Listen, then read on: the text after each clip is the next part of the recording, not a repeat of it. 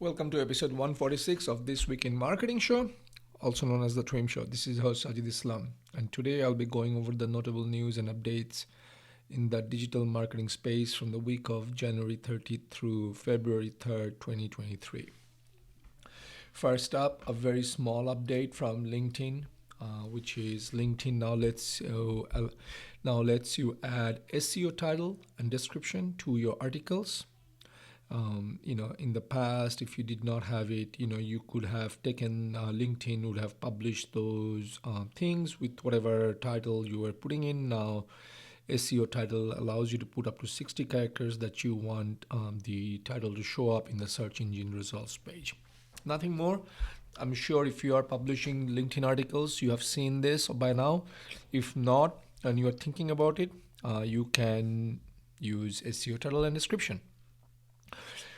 Next up, on Twitter, Twitter's owner and CEO Elon Musk has announced on Friday, which is the 3rd of 2023, February 3rd, 2023, that Twitter will share ad revenues with creators. Now, there is a catch to it.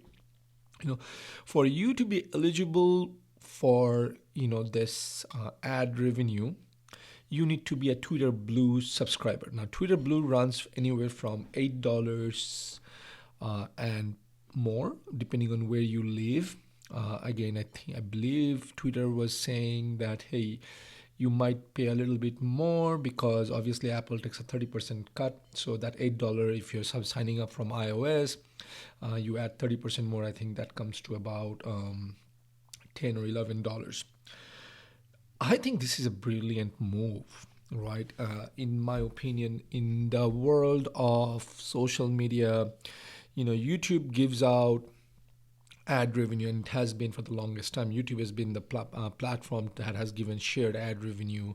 And then obviously, TikTok tried to copy it, Instagram is copying it, or Facebook is copying it, things like that. And Twitter is saying, yeah, we will give you ad revenue. However, you need to be our elite user. Imagine if YouTube were to do that, how much more money they will add to their bottom line. Now, you could say, hey, Sajid, these platforms are already making billions of dollars. Don't give them ideas. That's evil, things like that. Yeah, but I'm talking about business strategy, like from a pure business strategy standpoint, that Elon Musk is onto something.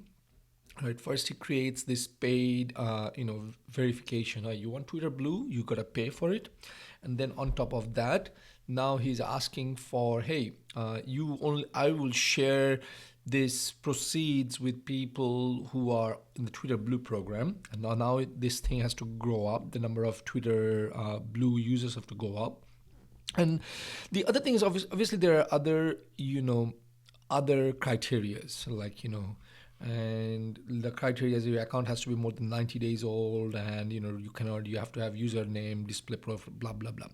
Those are aside.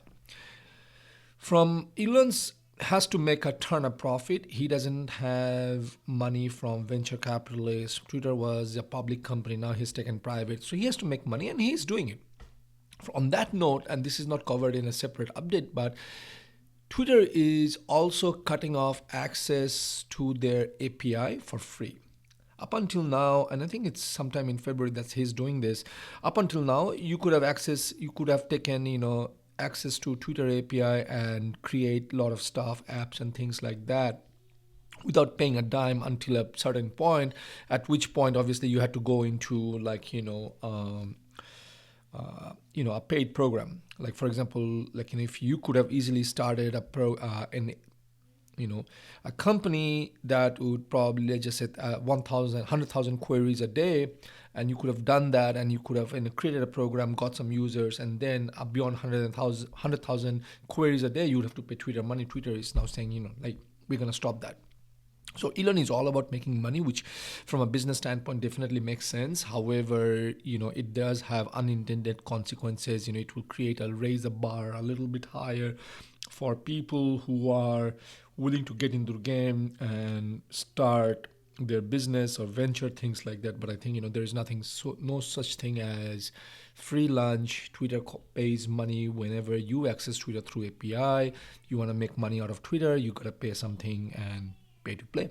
That's it. Let's move on.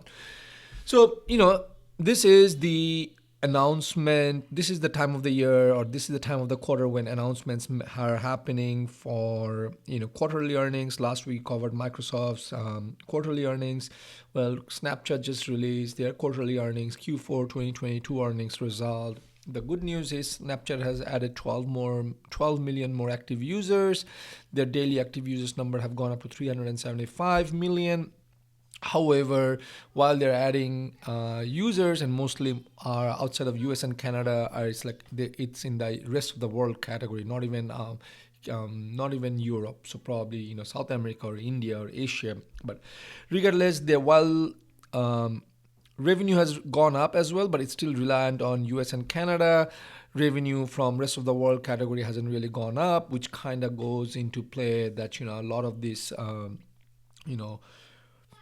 higher dollar users, and because the average income per user are mostly in the US, Canada, Europe areas, everything else doesn't matter. It still remains the same, and it's interesting to see that Snapchat Plus has now 2 million paying subscribers, which is about 0.5% of their active user base. But having 2 million subscribers is a validation and good news for Elon Musk that he can actually push Twitter Blue. Again, Twitter is a private company, so we're not going to see how many millions of users have taken Twitter Blue, but that's the trend. Paid subscription is the trend. Talking about earnings, Meta, the parent company of Facebook, also announced their Facebook active user count has gone up a little bit by 2.96 billion. It's now at 2.96 billion. It's a slight increase over quarter 3 of 2022. Their growth remains flat except for rest of the world buckets, so somewhat similarity. Again, from a marketing standpoint, I think the things you need to know are Meta is closing on a 4 billion monthly active users across its 4 apps, which is WhatsApp, Instagram, Facebook, and Messenger. Now, how many of that is counted twice? That's just a whole new, can of worms right there. But, given that there are 8 billion people, depending on how they're counting, it could be 50% of the world's population. All right. So it's a quite good reach. Again, I think Meta is trying to find out new ways to push ads.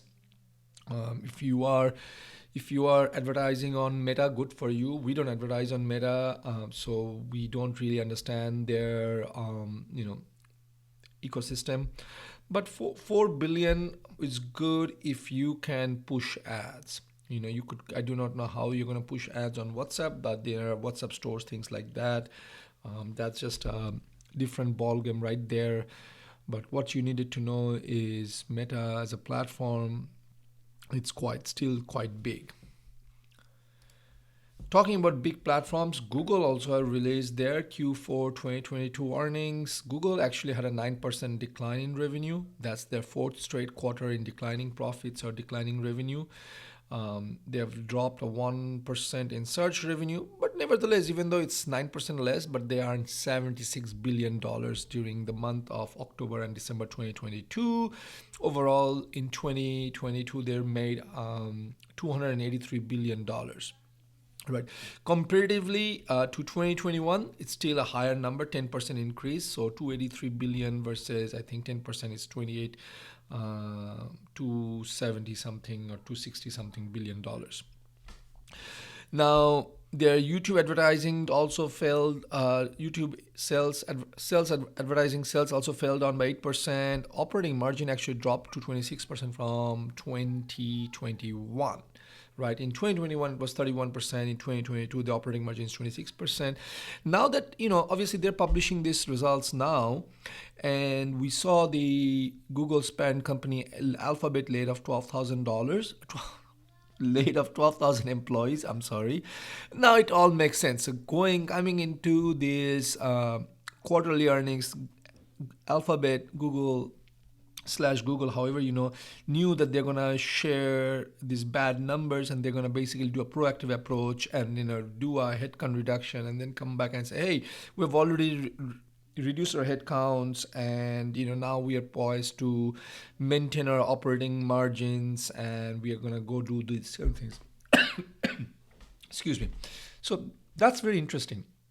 But the main point is that Google remains a very bigger, major, dominant player in the digital market advertising landscape.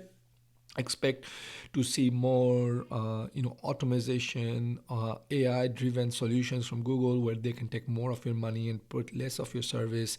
They're gonna have all these things, but stay the track. Search is still a big chunk. People still go to Google. People still search for information. I personally do that, so I'm a big believer in search, whether it's Google search or Microsoft Bing search. But search plays a big role, and it should be part of your marketing mix. Next up, talking about search, Google's John Mueller has criticized some SEO providers who put negative SEO companies, to be specific. Negative SEO companies are those that will build spammy links to a client's competitor in order to make a competitor's rankings drop. Right? So, hey, if you cannot win it, we're gonna go ahead and force you to lose, kind of thing. If we cannot win, hey, I'm gonna force you to lose. And some companies have mushroomed up, but John Mueller is saying, look, that is absolutely rubbish. This is bullshit. You should not do that. Focus on your time on writing good quality content and less on trying to hurt or trying to do other stuff. And this stems from the fact that some of these negative SEO companies will also provide use the disavow tools to say, hey, we can help you disavow hundreds and thousands of links, because that, like, all these links are pointing to your website and it's hurting your Google rankings. John is saying, look, that is absolutely rubbish. Right, the disavow, and here's why he's saying that. He's saying the disavow tool was released back in 2012 after the Penguin update, because back before the Penguin update, people used to do this linking business. Like, there was this linking business, linking boom, where they would say, hey, we can make you rank higher by going and putting links to other third-party websites that will link back to you, and Google will think you're so amazing you're going to surface to the top. Obviously, Google figured out, and Google, through the Penguin update, killed that business, because, hey, that's not how it works.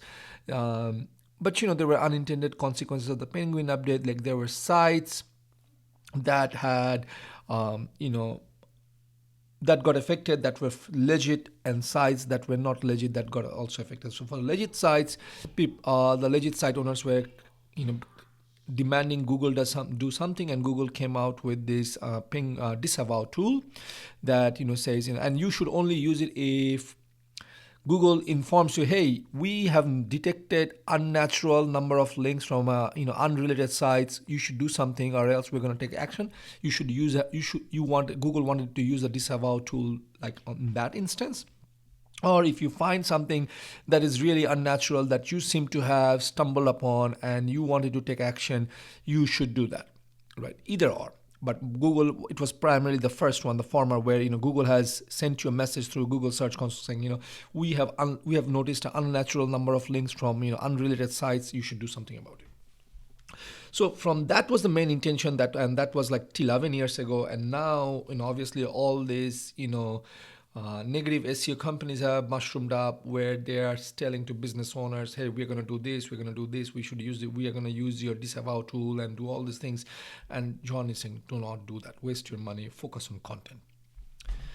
So hope this helps, folks. I know we talked about disavow tool last week or the week before that, but use it sparingly. Do not make it like a everyday thing and a monthly thing that we should go through and submit a bunch of links in disavow, because obviously there are other consequences when you submit something through a disavow link.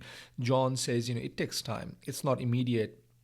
Sometimes, it takes weeks and months to go through all Google system and then do their checks and balance internally before you will really see something. So if you use a tool today and something else happens tomorrow, there's no correlation. It just so happens that this is coincidental. That's what he is saying. Hope this helps.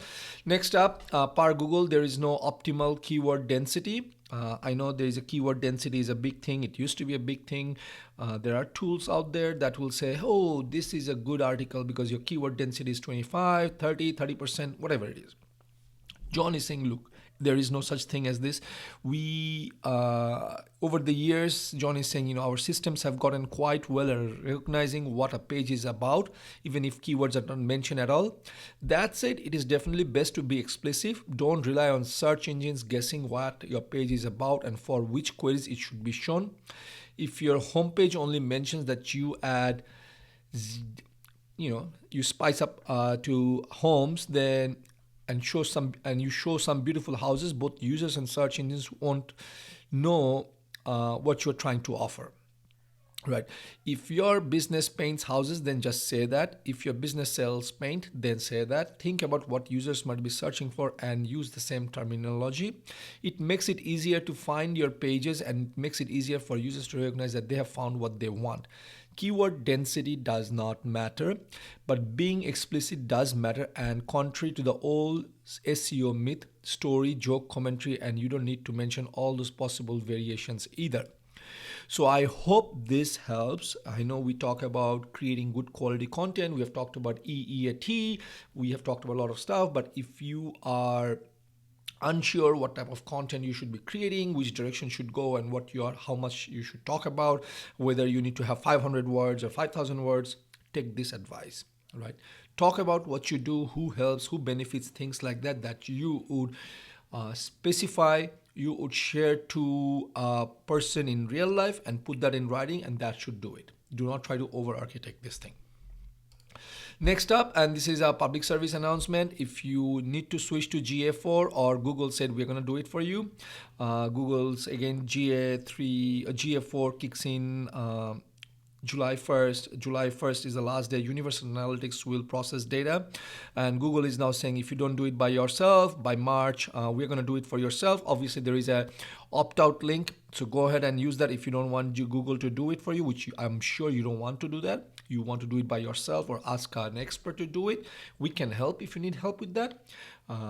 But it's high time that you move to GA4 and do not stay with Universal Analytics. Next up, Google has kind of sent out some recommendations on how to use the lastmod tag. Lastmod tag, it's part of the structured data. We have talked about structured data. I'm a big supporter of structured data. I always advise and recommend people to use structured data. And John Mueller and Gary Ellis has recommended website owners use lastmod tag. Folks, if you don't use lastmod tag, this is such a low-hanging yet very impactful tag that you are losing out. You're missing out, okay? I want you to stop. If you're serious about SEO, I want you to stop what you are doing and go look into the lastmod tag. If you're not serious, that's fine. You can fast forward or skip or stop listening to the rest of the show because, this show is not for you. And it's so much so that the next update that I'm going to cover is going to be talking about this as well. But coming back to Google's recommendation is was saying, the lastmod tag is going to prompt the Google bot to kind of, take your updates and surface it up. When Google shows the result, it's going to show the dates next to it. So it's going to look recent, things like that. But at the same time, do not try to game it, like change a few words or things like that and say it's last modified. Then Google is going to realize that, you are gaming the system and you're going to get blacklisted. So there is how would I say? There is a good balance, right? You want to go back in after every 6 months or every 2 months and go modify the blog or the article, the page significantly that there is a need for a last modified, and then Google bot sees that and then kind of reindexes or recrawls your page. Okay.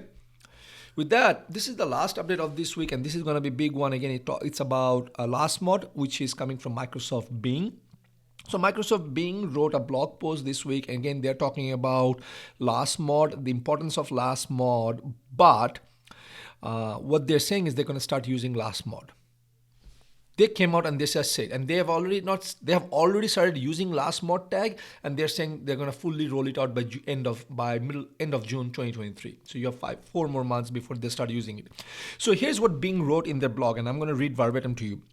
The lastmod tag is used to indicate the last time the web page is linked by the sitemaps were modified. This information is used by search engines to determine how frequently to crawl your site and to decide which pages to index and which to leave out.